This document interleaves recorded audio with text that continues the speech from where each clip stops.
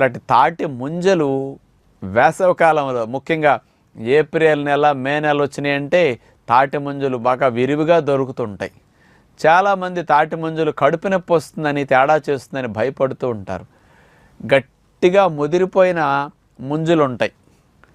అలాంటివి ఒక్కొక్కరికి కొద్దిగా నమలక మింగేసేసరికి ఆ మొక్క డైజెషన్ కాక కొంతమందికి ఏదైనా కడుపు నొప్పి వస్తే రావచ్చు.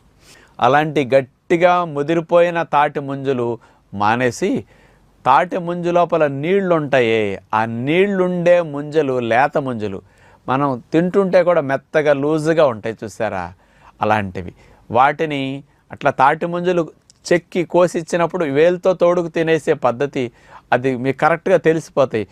వేలు ఇట్లా తోడుకునేటప్పుడు కనుక ఫ్రీగా వెళ్ళి ముంజని కట్ చేసి తీసుకొస్తున్నదంటే అది లేత ముంజలు, అవి చాలా బాగుంటాయి.